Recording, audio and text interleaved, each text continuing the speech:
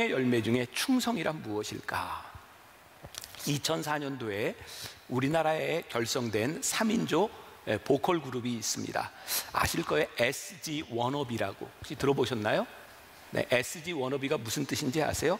저도 설교를 준비하다 알게 되었는데, 이 SG 워너비라고 하는 그룹이 아주 전설적인 포크 그룹이죠. 사이먼 앤 가펑크를 너무너무 좋아해서 SG를 따서 SG 워너비라고 했답니다. 다 아셨나 보네. 네. 이런 생각이 들어요. 우리들이 무언가를 열망하면 그 열망하는 것에 우리들의 삶이 충성스럽게 변하고 그 충성도가 생긴다는 거죠. 가만히 생각해 보세요. 우리들의 삶은 우리들이 열망하는 것에 우리들은 충성스럽게 변해가는 것 같아요. 우리들은 종종 이런 질문 던지죠. 먹기 위해 사는가, 살기 위해 먹는가? 목회자인 저에게는 이런 질문도 가능할 것 같아요. 나는 목사이기 때문에 사역을 하고 있는가, 아니면 사역이 너무너무 하고 싶어서 목사가 되었는가? 여러분들의 삶의 충성이라고 하는 것은 여러분들이 살고 있는 그 자리에서 우리는 그냥 살아가고 있는가, 하나님이 우리들에게 주신 이 충성스러운 일 때문에 나는 살아가야 될 이유가 있는가? 이건 우리들에게 굉장히 중요한 물음이라는 생각이 듭니다. 그런데 이 충성스러운 삶을 가로막는 것이 하나 있습니다. 그게 뭐냐면 교만이죠. 교만은 우리들이 여러 가지로 정의할 수 있겠지만, 베드로서에 보면 베드로전서 4장 10절에 이런 말씀이 있어요. 각 사람은 은사를 받은 대로 하나님의 여러 가지 은혜를 맡은 선한 관리인으로서 서로 봉사하십시오. 새번역 성경에 이렇게 되어 있어요. 여기에 굉장히 중요한 말이 받은 대로라는 말이에요. 은사를 받은 대로. 그러니까 은사는 주는 자의 몫이지 받는 자의 몫이 아닙니다. 은사는 주는 사람 마음이지 받는 사람이 원한다고 받는 것이 아닙니다. 그러니까 주인이 보기에 이 재능들은 각각 다를 수 있는데, 우리들이 이 은사와 재능을 내 것이라고 생각하고 내가 이것을 받아야 돼라고 생각한다면 그것은 월권이고 교만이라는 거예요. 자, 오늘 우리가 읽은 본문 말씀 마태복음 25장은 달란트의 비유로 어렸을 때부터 우리들이 수없이 들었던 말씀이기 때문에 제가 본문을 굳이 설명하지 않습니다.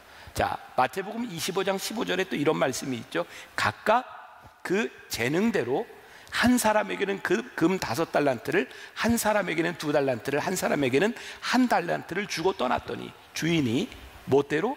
각 사람의 그의 재능대로. 재능은 누가 평가해요?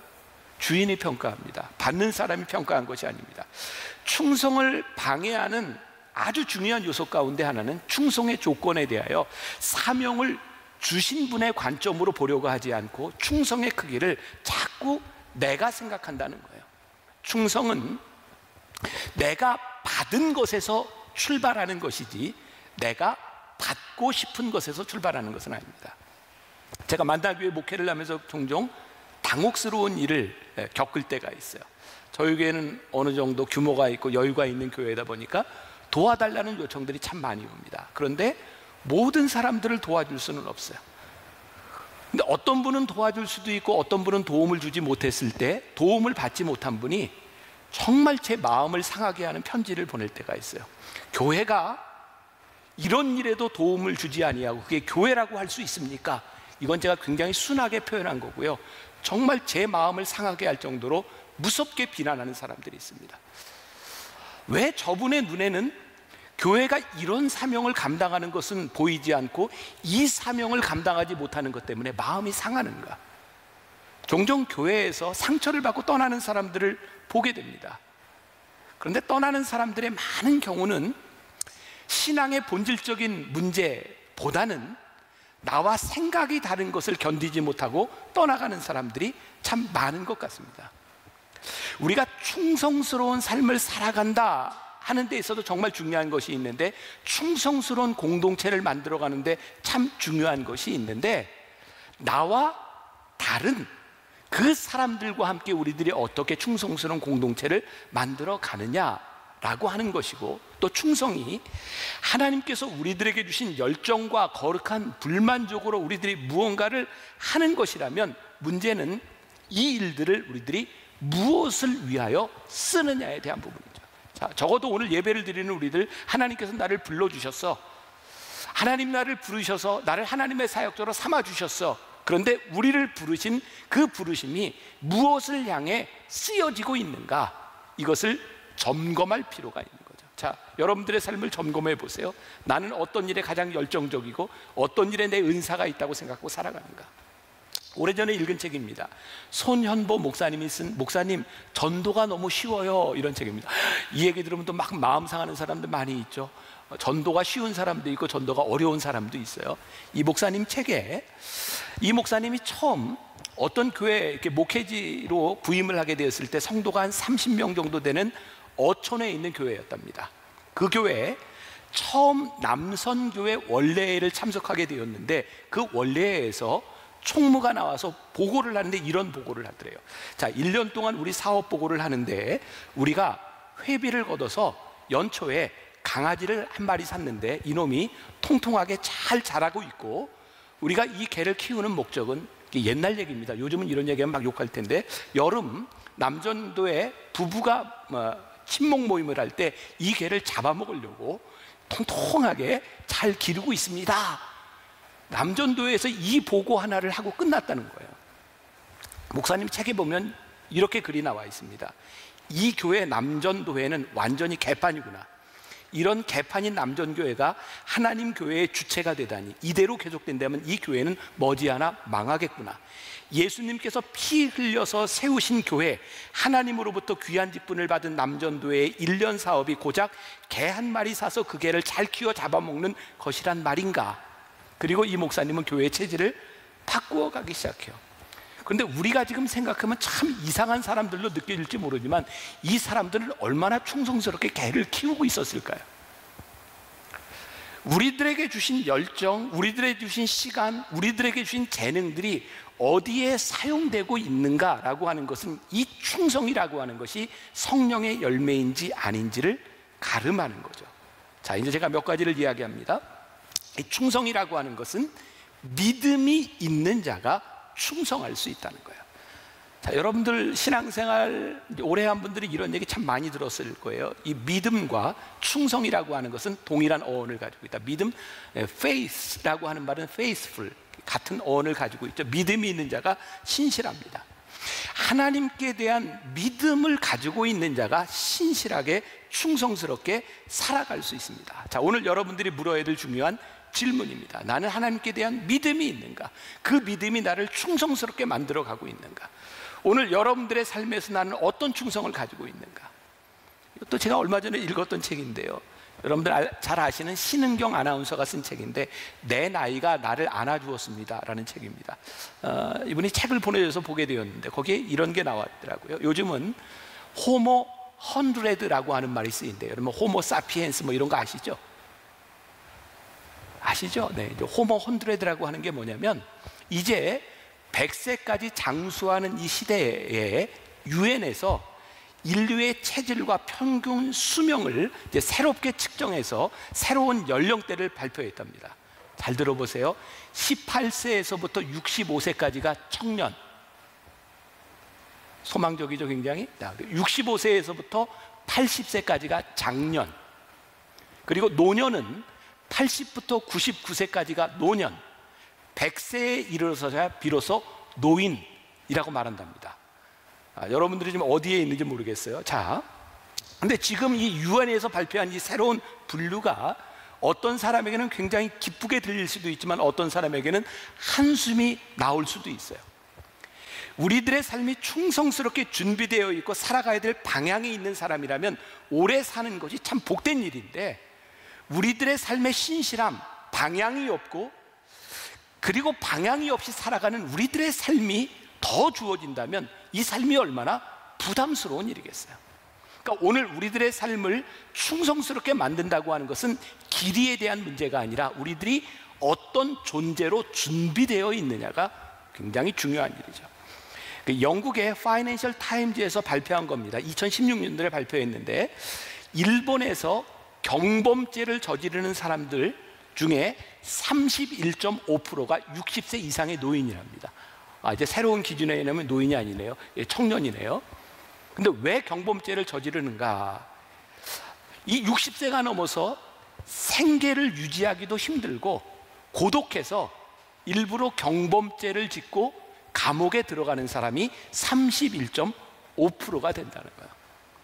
여러분, 지금 우리들이 살아가는 우리들의 삶의 나이에 대한 문제가 아니라 우리들의 삶에 신실함이 있는가, 하나님을 믿고 있는 우리들에게 우리들의 삶을 충성스럽게 살아가야 될 그 삶의 방향들이 있는가. 유명한 메가더 장군의 회고록에 보면 우리나라 6.25 전쟁에 참여해서 연합군이 개입하게 된 계기가 나옵니다. 여러분, 한강 다리가 폭파되고 북에서 막 밀고 내려올 때 메가더 장군이 한국에 들어옵니다. 그리고 한강 다리가 폭파된 그 상황들을 보고 있는데 망원경으로 이렇게 보고 있는데, 이게 회고록에 나오는 이야기입니다. 저 그 한강 다리 끝에서 한국의 병사 하나가 부동 자세로 보초를 쓰고 있는 걸 보게 됩니다. 그래서 사람을 보냅니다. 왜 거기 서 있냐고. 그랬더니 이 병사가 이렇게 대답을 했다 그래요. 저는 새로운 명령이 하달될 때까지 여기에 서 있을 것입니다. 이게 메가더 장군의 마음을 감동시켰습니다. 그리고 회고록에서 이렇게 이야기하죠. 이런 군인이 있는 나라는 절대로 망하지 않는다. 우리가 개입해서 이게 전쟁에 참전해야 된다. 그게 메가더 장군 회고록에 나오는 겁니다. 이번 코로나 사태를 지나가면서 저는 이 글을 보면서 그런 생각했어요. 지금까지 우리나라 이 근대사 오는 동안 우리나라가 이렇게 버티고 우리나라가 이렇게 살아올 수 있었던 것은 위정자들 때문이 아니라 저는 위대한 국민들이 있었기 때문이라고 생각해요. IMF 때 위정자들이 다 말아먹은 나라를 살리겠다고 금을 모았던 우리 국민들이 있었기 때문에 이 나라가 버텼고, 코로나로 굉장히 어렵고 힘들 때 목숨을 걸고 이 국민들을 지키려고 했던 의료진들이 있었기 때문에, 그리고 지금 우리 국민들이 있기 때문에 이 나라가 존재하는 것은, 그 병사가 적어도 그런 마음이 있지 않았을까요? 내가 지켜야 될 나라, 내 조국에 대한 신실함이 있었기 때문에 그 자리를 지키고 있지 않았을까요? 오늘 우리들의 충성스러운 자리를 지키도록 만들어주는 것, 오늘 우리들 하나님께 대한 신실한 믿음이 있어서 그 믿음 안에서 우리들이 신실하게 서 있는가. 제가 오래전에 대학원에서 공부할 때 저는 교회사를 공부했는데 지금도 잊혀지지 않는 한 분의 이야기예요. 폴리갑이라고 하는 순교자의 이야기였어요. 서머나라고 하는 곳의 감독이었던 폴리갑. 이분이 86세가 되었을 때 순교를 하거든요.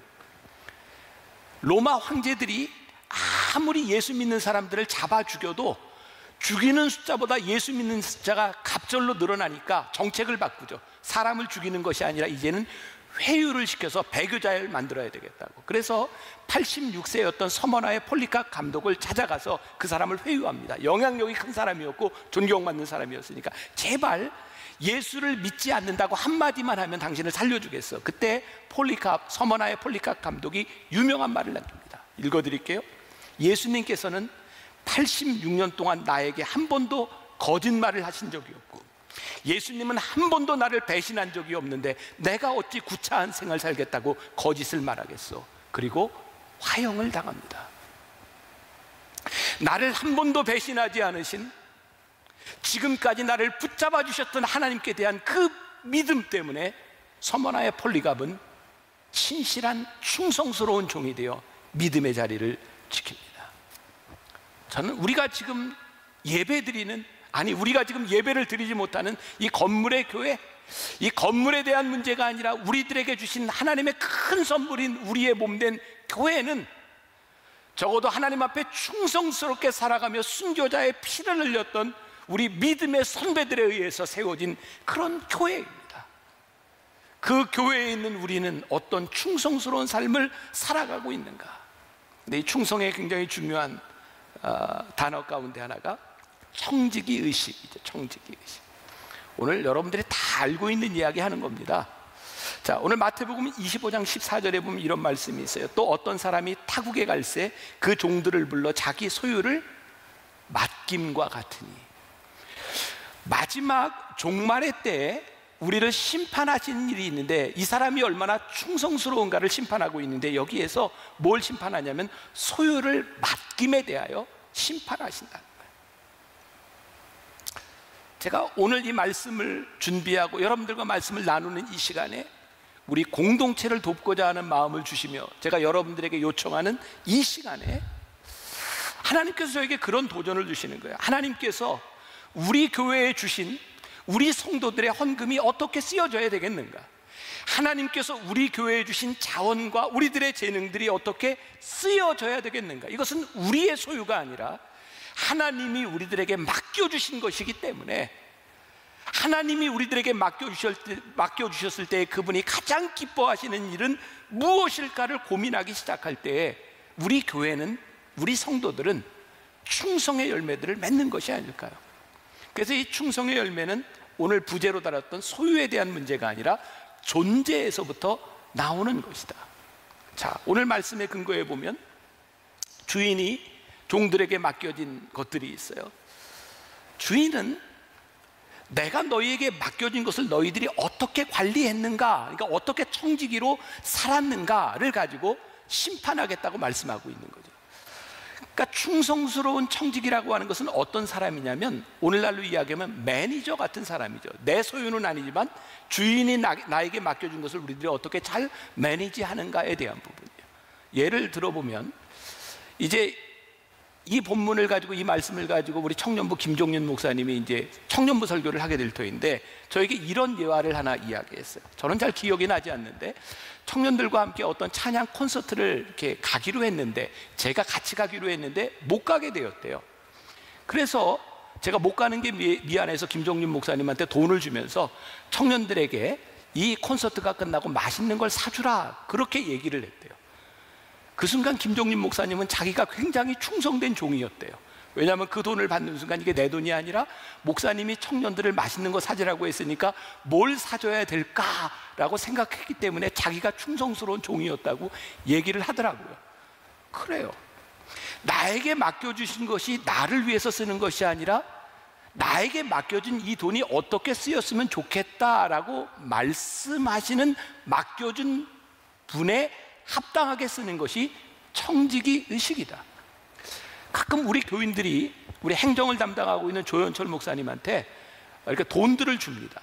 왜 주냐면 우리 목회자들 식사를 하세요, 뭐 이렇게 주는 거예요. 그럼 조현철 목사님이 저한테 꼭 와서 이야기합니다. 어떤 분이 우리 목회자들에게 이렇게 식사를 하라고, 격려하라고 이렇게 돈을 주었는데 이렇게 썼습니다 라고 말을 해요.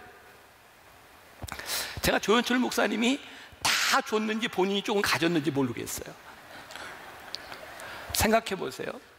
누군가 나에게 맡겼는데 그것을 그대로 쓰면 충성스러운 종인데, 누가 나에게 맡겼는데 그거 가지고 있는 것이 아깝다라고 생각이 되어지고 이것을 내가 내 맘대로 썼으면 좋겠다라고 생각하는 순간 불의한 종이 되는 겁니다.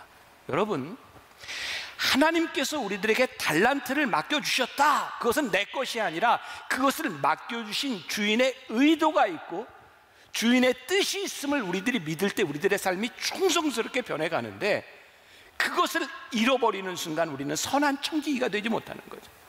우리는 주변에서 종종 이런 뉴스를 듣습니다. 공금 횡령, 공적 지위를 남용한 사람, 이런 사람들이 어떤 사람이에요? 요즘 우리들이, 죄송합니다, 정치인들을 바라보며 그렇게 좋은 이미지를 갖지 않죠. 불의한 사람, 어떻게 저렇게 타락할 수 있어, 뭐 이런 생각들을 많이 합니다. 여러분, 정치인들이 늘 하는 이야기가 그런 거 아니에요? 권력은 국민으로부터 나온다. 그런데 진짜 권력이 국민으로부터 나왔다고 생각하고 정치를 한다면 진짜 충성스러운 종일 텐데, 국민으로부터 나온 권력을 자기가 휘두르려고 할 때 불의한 사람이 되는 거죠. 신앙이 뭡니까? 하나님께로부터 우리의 인생이 왔다라고 믿을 때 우리는 참다운 신앙인이 되는 것인데, 그것을 우리들이 잊어버릴 때 우리는 불의한 사람이 되는 거예요. 여러분, 목사가요, 교인들을 섬기라고 하나님이 목회자를 세워주셨는데 어느 날부터인가 목사가 교인들에게서 섬김을 받으려고 생각한다면 불의한 사람이 되는 거죠. 주인이 오늘 우리들에게 무엇을 맡겨주었는가? 오늘 우리 장로님들에게 하나님이 왜 장로의 직분을 주셨는가? 우리 동산지기들에게 왜 너를 동산지기로 임명했는가? 우리를 왜 사역자로 임명했는가? 하나님께서 우리들에게 맡겨주신 그것이 무엇인지를 우리들이 깨닫기 시작할 때 하나님 앞에 신실한 믿음이 우리를 충성스럽게 만드는 거죠. 오늘 말씀 가운데 참 중요한 게 있어요. 마태복음 25장 19절에 있는 말씀, 오랜 후에 그 종들의 주인이 돌아와 그들과 결산할세. 오랜 후에 돌아왔대요. 자, 여러분 잘 기억하세요. 이 종들이 충성스럽기 참 힘들었겠다는 생각이 들지 않습니까? 주인이 종들에게 달란트를 맡겨주면서 얘들아, 내가 내년에 올 거야. 그러면 그 기한에 맞춰서 참 충성스러울 수 있었을 텐데, 영어 성경에 보면 이렇게 되어 있더라고요. 오랜 후가 after a long time, a long time. 긴 시간인데 특정된 시간이 아닌 거예요. 시간이 지나가면서 언제인지 모르는 그 긴 시간 가운데 이 종들은 지치지 않았을까요? 여러분, 우리에게서 충성스러움을 빼앗아가는 게 뭐냐면, 오랜 시간이 흐르면서 언제 올지 모르는 그 순간들로 인하여 우리들이 신앙의 변절자가 된다는 거예요. 저는 우리나라 근대세를 보면서 특히 그 일제시대를 지나왔던 많은 지식인들 가운데 우리가 변절자라고 말하는 그 사람들이 처음부터 변절자가 아니었다는 거예요. 우리가 대표적으로 춘원 이광수 같은 사람, 처음부터 변절자가 아니었습니다. 근데 그가 왜 변절자가 됐냐라고 이야기를 하면 이렇게 합니다. 아무리 봐도 우리나라가 광복되지 않을 것, 우리나라를 찾을 수 없다고 생각하니 내선일체, 일본과 함께 가는 것이 낫다고 생각했다는 거예요. 처음에는 그렇지 않았는데 언제부터인가 믿음이 사그러지는 거예요. 믿음이 없어지는 거예요. 변절자는 처음부터 나쁜 사람이 아니라 그 시간들을 견뎌내지 못했던 사람들이 변절나는 거예요. 여러분, 충성의 열매, 성령이 우리들에게 주셔서 하나님 앞에 충성스럽게 살아가는 것은 하나님 앞에 설 그 기한이 우리들에게 다가옴을 끝까지 믿으며 붙잡을 수 있을 때 우리가 충성스러운 사람이 되는 거예요. 로마서 5장 3절부터 4절에 멋진 말씀이 있죠. 다만 이뿐 아니라 우리가 환난 중에도 즐거워하나니 이는 환난은 인내를, 인내는 연단을, 연단은 소망을 이루는 줄 알미라. 우리가 환난 중에도 즐거워하고 우리들이 끝까지 충성스러울 수 있는 것은 소망을 이루는 줄 알기 때문이다. 언젠가는 주인이 오시리라. 그 주인이 우리와 함께 하시리라. 오늘 말씀을 듣고 있는 여러분들 가운데 하나님 앞에 서지 않을 사람이 누가 있어? 우리는 다 죽어서 하늘나라에 가서 하나님 앞에 서게 될 터인데, 하나님께서 우리들에게 물으실 터인데, 그냥 하나님이 심판하시는 것이 아니라 뭘로 심판하시느냐? 내가 너에게 맡겨준 것을 근거로 너를 심판하겠다고 말씀하시는데, 여러분, 초대교회 성도들이 신앙을 유지할 수 있었던 가장 중요한 이유 가운데 하나는요, 그들이 신앙에 긴장감이 있었던 거예요. 아시죠? 초대교회 사람들이 만나면 인사할 때 뭐라고 인사했어요?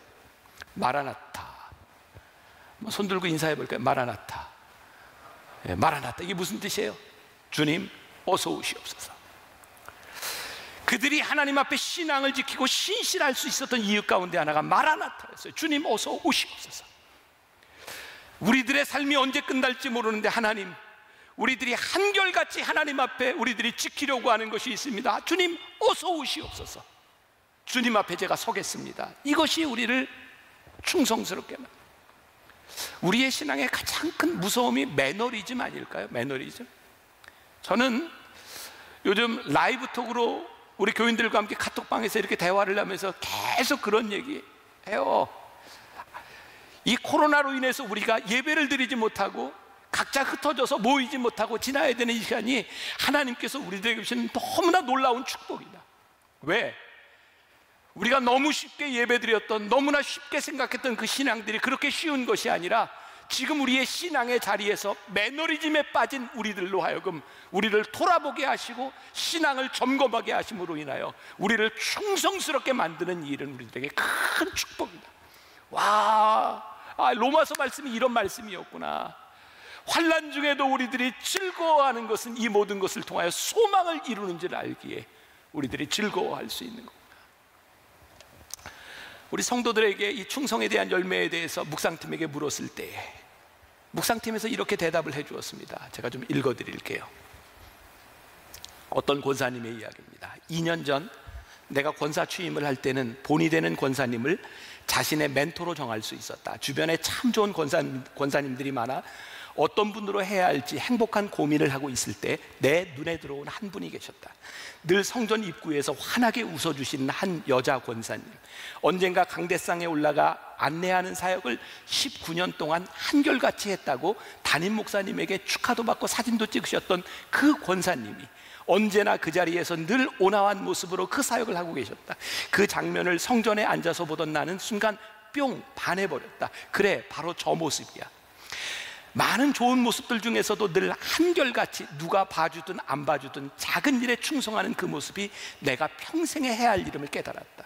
정중하게 그 권사님께 제 멘토가 되어달라고 부탁드렸고, 권사님은 부끄럽다고 사양하셨지만 제가 권사님의 그 오랜 시간 한결같이 충성하시던 모습에 제 평생의 롤 모델로 삼고 싶으니 꼭 멘토가 되어달라고 부탁을 드렸고, 권사님은 감사하게도 허락해 주셨다. 본인의 직업이 있어 좀 쉬고 싶을 시간이 있었을 텐데 어김없이 일찍 나와 안내의 자리를 빠짐없이 지키시는 권사님은 지금도 토요 예배와 10시 예배에 늘 따뜻한 미소로 들어오는 사람 한 분 한 분을 맞아주고 계신다. 이 권사님에게 충성이 뭐로 다가왔냐면 그 자리를 지키는 사람이에요. 여기 장로님의 실명이 등장하는데, 좋은 일로 실명이 등장하는 장로님은 한턱을 내셔야 됩니다. 이 중에 계세요. 저한테 밥 한 끼 사세요? 대답을 안 해서 안 해야 될까 보다. 네, 읽어드립니다. 나는 우리 교회 정지관 장로님이 충성의 표본이라고 생각한다. 아마도 우리 교회에서 멘티가 가장 많으신 분이 아닐까? 교회에 들어와 낯설어하는 사람들을 잘 인도해 주시는 분이다. 나는 그저 그분의 뒤만 쫓아가고 있다. 일례로 재무부장을 하실 때 나에게 재무부 봉사를 권유하셨는데 재무부장을 끝내시고도 여전히 재무부 봉사를 계속하고 계신다. 그 이유 중에 하나가 나에게 재무부 봉사를 권유한 책임감 때문이라고 하셨다. 우리 성도들이 느끼기에, 아니 하나님을 떠나서 우리 교인들이 느끼기에 야, 저분 참 충성스럽구나라고 느끼는 사람이 누구예요? 한결같음이에요.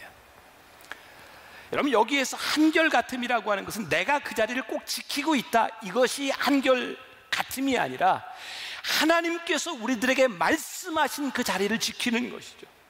저는 충성스러움은 이 물리적인 자리를 이야기하는 것이 아니라 하나님께서 내 자리를 옮기실 때도 한결같이 충성함으로 그 자리를 옮기고, 하나님이 나를 쓰시는 그 자리에 한결같이 갈 수 있는 사람, 하나님 앞에 신실하기 때문에 한결같음을 유지할 수 있는 사람, 그게 충성이다. 오늘 충성하지 못한 사람 한 사람이 나오죠. 한 달란트를 맡았던 사람, 그 사람이 왜 충성하지 못했을까요? 마태복음 25장 24절에 한 달란트를 받았던 자는 와서 이르되 주인이여, 당신은 굳은 사람이라 심지 않은 데서 거두고 해치지 않은 데서 모으는 줄을 내가 알았으므로. 여기에 굳은 사람, 이게 무슨 말이냐면 인색한 사람, 이런 말입니다. 지금 한 달란트 받은 사람이 무슨 얘기하고 있는 거예요? 내가 받은 한 달란트, 내가 생각하니까 주인이 참 인색한 사람 같습니다, 이렇게 얘기하는 거죠. 근데 우리가 잘 알죠, 이 달란트가 얼마나 큰 돈인지. 사실은 한 달란트만으로도 굉장한 일을 할 수 있는 거예요. 근데 이 사람이 상처를 받은 거죠, 주인에 대해서. 이유는 뭐예요? 내가 한 달란트 받은 것에 대한 은사를 생각하는 것이 아니라 2달란트, 5달란트 받은 사람을 생각하니 주인이 인색해 보이는 거죠. 우리가 흔히 이야기하는 비교 의식만큼 우리로 하여금 충성스러움을 빼앗아가는 것은 없어요. 그래서 오늘 말씀의 제목이, 하나님은 소유에 관심이 있는 것이 아니라, 충성은 소유에서 나오는 것이 아니라 존재로부터 나오는 것이다. 지금 내가 얼마를 가지고 있느냐에서 우리들이 충성스러운 사람이 되는 것이 아니라, 하나님이 나에게 이것을 맡겨주셨어 라고 하는 믿음, 그것을 고백하는 존재에서부터 우리의 충성스러움이 나옵니다.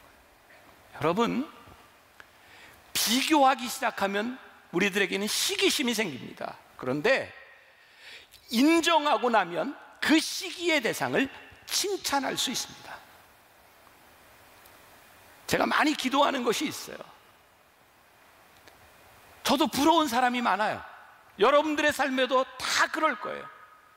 그런데 하나님이 나를 이렇게 부르셨어 라고 하는 믿음의 고백 위에 서면, 내가 가지지 못한 사람들을 볼 때 그 사람들을 칭찬할 수 있는데, 내가 그런 존재가 되지 못하면 우리는 충성스러운 사람이 되지 못하는 거예요.